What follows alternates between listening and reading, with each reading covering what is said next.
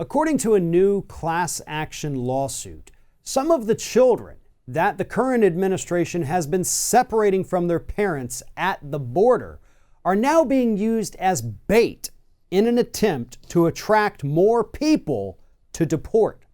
Just when you thought things from this administration could not get any more disgusting. Joining me now to talk about this lawsuit and exactly what is happening is Scott Hardy from topclassactions.com. So Scott, let's dive right into this. Explain how this lawsuit claims this is happening, kids being used as bait. Explain exactly what that means. Well, this lawsuit it's really sickening and disheartening. We do have a huge crackdown on illegal immigration, and we want to make sure that these kids, as you said, have been separated from their families and from their parents, and we'd like to get them out of the system, right, and with loving families that can take care of them. So we, the taxpayers, aren't paying for their welfare as well. It seems like a win-win situation. Get the kids so the taxpayers aren't paying their food and board and their security, because of course they are in essentially kid jail, and then get them with their families. But no, what they actually did, there is at least one example we have so far where they were corresponding with the family saying, yes, come pick up your child, come pick up your child. A teenager went there to pick up the child who's a relative of the family member, and they said, no, we want to have your dad come in and get fingerprinted. Well, the dad came in, got fingerprinted, turned out he was an illegal immigrant from Honduras, and boom, he's arrested, deported, and now you have more kids without family here in the States. And the Trump administration kind of said, well, all right, we're sorry. We do really want to get these kids reunited with family members, so we'll stop fingerprinting parents or anybody, family members that come in to claim these children. We really won't deport you, we promise, and I'm sure their fingers aren't crossed. But there's obviously a huge fear from the community saying we want to get these kids out, but we don't want to get deported, or family members don't want to get deported simply for trying to take these kids off of the taxpayer dole. Because at that point, not only does the parent or guardian or other family member who was in the United States that the kid was traveling to see or to go live with, not only is that person now deported, but it leaves the child with nowhere to go at that point.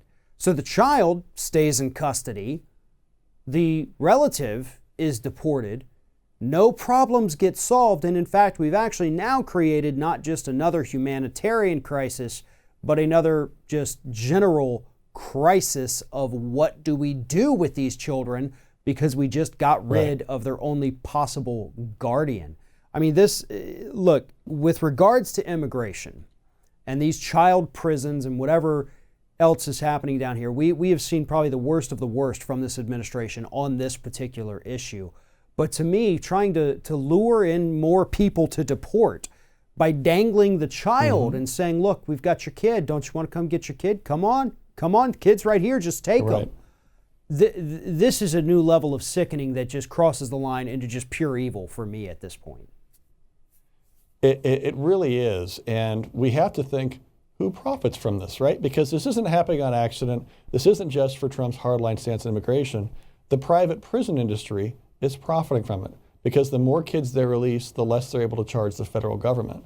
So you have to think, are the leaders and the owners of the private prison industry actually benefiting from deporting more people and keeping these kids in longer? Because if all of a sudden all these kids get connected back with their parents, you're going to have millions upon millions of dollars in profit that will be lost for those folks who own those private prisons. And not to mention the fact that the private prison industry also profits more when they find somebody that needs to be deported. Because when they, snatch that parent, they're not just immediately put on a bus and sent back down south. They languish in custody, for days, sometimes weeks, maybe even months, depending on how backed up the system is. So they're not immediately deported.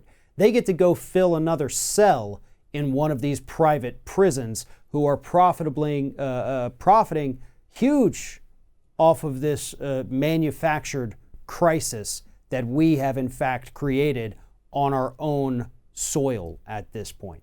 The private prison industry, they're loving this. You know, they love people locked up. They love people being deported. What they don't like, as you pointed out, is anybody leaving those prisons, because as soon as somebody walks out that door, all they see is a giant dollar sign walking away from them. Exactly. And, you know, with a lot of things that we're looking at in the world today, we always have to look, as you do, at the basis of why these things are happening. And it's not just the created crisis on the border, but it's who's going to make money and why, and who can they inflame to support the president and his administration in this act, so that person can keep on making money in the background and giggling maniacally, I'm sure, as they're sitting there and profiting off the backs of these small kids. Absolutely. For more information on this issue, follow the link in the description of this video. Head on over to topclassactions.com and make sure you sign up for their newsletter to stay on top of all of the issues that American consumers need to be aware of. Scott Hardy, topclassactions.com. Thank you very much for talking with us today. Thanks for your time, Farron.